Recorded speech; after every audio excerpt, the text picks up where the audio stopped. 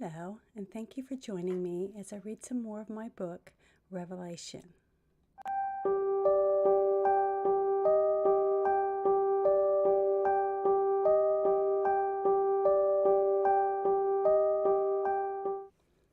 Christian DuPont.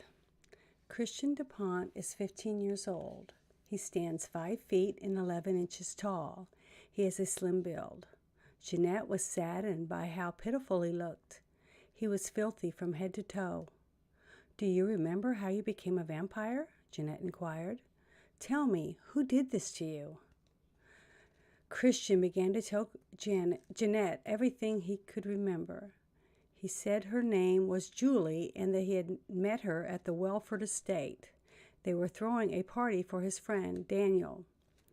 They went to high school together. Daniel's father is the owner of the minting press, so they were very wealthy. He was throwing the party to celebrate Daniel's graduating and joining the family business. Christian had seen Julie standing out on the veranda, so he went outside to talk to her. He thought that she was very beautiful. He had never encountered beauty like hers before. He held her parasol for her as they walked down to a pond on the back side of the property. That's when she told him that she wasn't invited to the party but came anyways, because she wanted to meet him. Christian was flattered that a beauty like her would want to meet him. She was so nice, he thought. She asked if he wanted to kiss her, and he said of course he did. He felt that this was very strange, like he was in a trance or something. He remembered her saying that he smelled so intoxicating and that she could hear his heart beating. He thought that strange, but a little too late. That's when she said she wanted him for his blood. Christian later instantly changed into this horrible, ugly, pale beast. Her mouth was full of sharp teeth. Before he knew it, she was on him, and he couldn't fight her off because she was too strong. Oops, it's upside down. All he could do was listen to her slurping and sucking on his neck. He explained as he reached up and rubbed his neck. He began to feel cold and his body felt weak. Christian fell to the ground and she stood over him, wiping her mouth with her hideous hands. She told him that she knew that he would taste good and that now he was going to die. Julie told Christian that he would have made a great companion for her, but that she could not bring anyone back to the coven that had not been approved or marked by the coven's crest. When she knelt down beside him and kissed him on his forehead, her face was beautiful again. She told him that she was very sorry that she had strayed from her group to feed, and it was forbidden to feed on anyone that the master did not provide. So Christian said that she couldn't help herself when she saw him. All he could do was lay there as he felt his life draining away. Christian did not know how much time had passed, but when he awoke, he was in a box, a coffin. His family had buried him. "They must have believed me dead. Why else would they have buried me if I wasn't dead?" he said with tears in his eyes. I hit the lid of the coffin until it broke, and then I dug and crawled my way out of the grave," he told Jeanette, "and it was very dark, but I found my way home." He said he looked through the window and he could see his mother and sister sitting there by the fire. They were crying and talking about his death. They didn't understand what happened to him. His father walked in the room and told them to stop crying and to remember and celebrate Christian's short life. His sister got up and ran outside to a tree swing they had in the back garden. She sat down and started to swing. He heard her crying as she said she missed him and that she would have a candle in the window for him so that one day they would see each other again. He walked over to tell her not to cry and that he was still alive and that everything would be okay. And that is when he knew that something was wrong. Because as he got closer to her, he started to feel a hunger like he'd never felt before. He had a wrenching pain in his stomach, and he could hear a loud heart beating in his head. He wanted to drink her blood. He wanted to kill his own sister. It took every ounce of strength that he had to fight the hunger, so he ran and he ran. Christian ended up under the London Bridge. He didn't understand what was happening. There was so much pain in his stomach. His head was filled with images of people and places he had never been before or never seen before.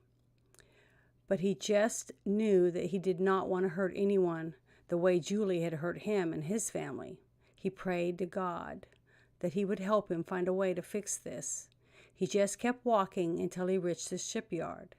He heard two men talking about a ship that was leaving for America. So he waited until no one was around and he snuck onto the ship. "You must have fed on blood of some time to calm your hunger inside you," Jeanette inquired. "Yes, I did feed on blood, the blood of rats," he answered, ashamed. "Oh my," Janet said with shock. "I snuck on board this ship because I heard it was going to America. I prayed that maybe in America I could find someone who would help me." He put his head in his hands and started to sob. "I have killed so many rats. At this rate, there's not going to be enough to last until I get to America," Christian replied with concern. Jeanette could hardly believe all that Christian was telling her. She thought what happened to her was the worst thing that could ever happen. Now she realized just how lucky she was to have Sandra. She reached out and she put her hand on Christian's shoulder. He looked up at her. "Even though I've fed, I'm never satisfied. I must have lived my life wrong," he said as he shook his head in disbelief. "Why do you say that, Christian?" Jeanette asked. "Because God has cursed me." Christian clenched his fist as he replied. "No, God would never do that. He loves you, Christian. He loves all his children," she told him as she squeezed his hand. "This is not your fault. If you were evil, you would have killed your sister." "How do you know?" he begged. "You were in the wrong place at the wrong time. The one that bit you, this Julie, is the cursed one, and she sealed that curse with human blood, yours. She feeds off humans like a savage. You, my friend, are not a savage," she reassured him. "I can see that in you, as you can see that in me. Now come with me, and I will tell you my story." She stood up and pulled Christian's hand. "Come with me, I can help you." Christian stood up, and Jeanette put her large cape and hood over him. She opened the door and peeked out. She led him down the hall of the stairs toward the stateroom. That's when she realized that a true lady would not allow a man into her room. So she told him that if anyone talked to them, that she was going to tell them that he was her cousin. He nodded in agreement. Jeanette was happy when they made it to the stateroom without anyone stopping them. Jeanette sat Kristen down in the big chair and then mixed him a drink, like the ones that Sandra had made for her, and told him to drink it. "Why, I didn't know that I could eat anything but blood." "It will make the hunger for blood easier to handle," she encouraged him. He took the glass from her, so he said, "So if I drink this, I won't be a creature anymore?" he hoped. "You'll still be a vampire, just not as hungry," Jeanette replied. "How do you learn to make this?" he asked and started to drink it. "My sister, Sandra, she makes them for me." Jeanette is so happy to be helping someone else for a change. She watched as he drank it all, and he handed her the glass and asked, "So your sister is a vampire too?"